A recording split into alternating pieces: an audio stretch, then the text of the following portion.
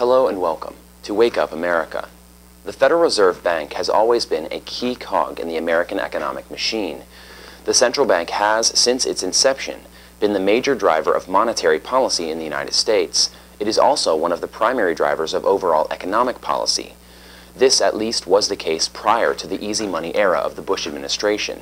For several years, the Federal Reserve used its position to lower key lending rates, dump capital into the economy, and in its eyes, drive economic growth.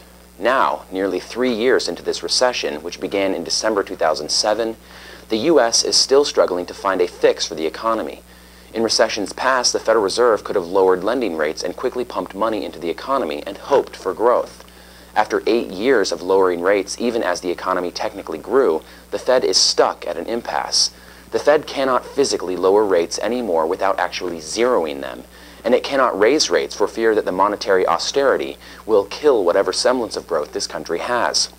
When the Fed lowers rates, the banks keep the profits. When the Fed raises rates, the banks take it out on their consumers. If the Federal Reserve wants to take an active role in the U.S. economy and in building toward growth, it could start by using its printing power to buy Treasury bonds and help fund the government.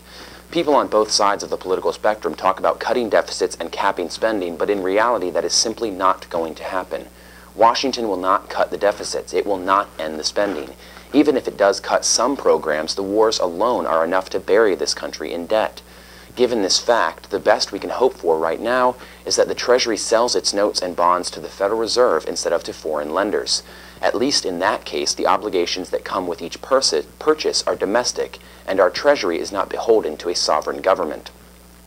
This is not much of a solution, but thanks to the horribly irresponsible fiscal policy from Chairman Bernanke and his predecessor Alan Greenspan, it is all the Fed has left. The central bank of a country that claims to be the best and most powerful on earth has been reduced to a sideshow during the time when it is needed the most. Assuming that this country can survive this economic storm, the crippling of the Fed will be a teachable moment for those willing to learn. For more related news and topics, please tune in and log on every day at economyincrisis.org.